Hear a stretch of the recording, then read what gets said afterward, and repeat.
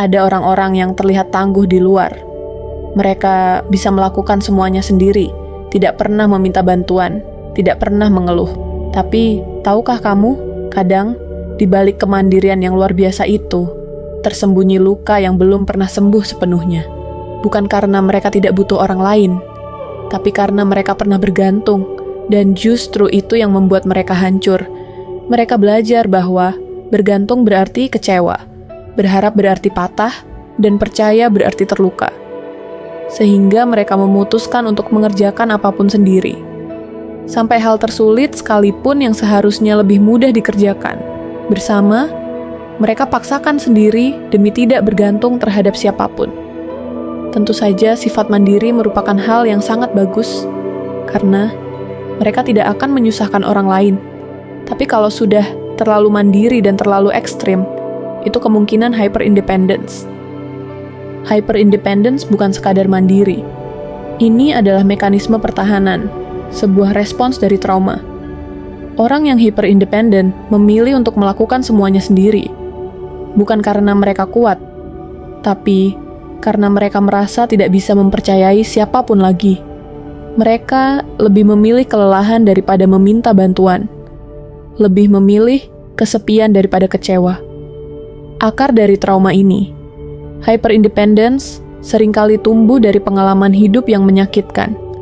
Anak yang tumbuh di keluarga yang tidak stabil, di mana setiap permintaan dianggap sebagai beban. Remaja yang berkali-kali dikhianati oleh orang yang dipercaya. Orang dewasa yang dikecewakan oleh pasangan atau sahabat yang paling diandalkan. Akhirnya, mereka belajar, lebih baik aku sendiri. Lebih baik aku tidak berharap pada siapapun. Lebih baik sakit karena lelah, daripada sakit karena dikhianati. Dampaknya, dari luar mereka terlihat hebat. Pekerjaan beres, masalah hidup ditanggung sendiri. Tidak banyak drama. Tapi di dalam ada kelelahan yang kronis, ada rasa hampa karena tak pernah benar-benar berbagi. Mereka kesulitan membangun kedekatan. Bahkan saat ada orang baik yang ingin membantu, mereka tolak. Karena dalam pikiran mereka, nanti juga dia pergi. Gak ada yang benar-benar tulus. Aku cuma merepotkan orang lain. Aku pernah mengenal seseorang seperti ini. Perempuan muda, 27 tahun, mandiri. Punya karier yang bagus, hidupnya terlihat stabil. Tapi di suatu malam, dia menangis sendirian di parkiran kantor. Karena setelah hari yang sangat berat, tak ada satu orang pun yang dia rasa bisa dihubungi. Bukan karena tidak ada yang peduli, tapi karena dia tidak pernah memberi siapapun kesempatan untuk benar-benar dekat. Dia berkata, "Aku capek, tapi aku nggak tahu cara minta tolong. Aku pengen ada yang peluk. Tapi aku juga takut dekat sama orang. Itu bukan kelemahan. Itu luka." Bagaimana cara supaya bisa mulai menerima bantuan atau meminta bantuan karena terlanjur segan dan terbiasa dengan sifat hyperindependence? 1. Sadari dulu bahwa kamu tidak sendiri. Banyak orang mengalami luka seperti ini. Bukan kamu yang rusak. Kamu cuma sedang terluka. 2. Akui bahwa kamu butuh orang lain. Bukan berarti lemah.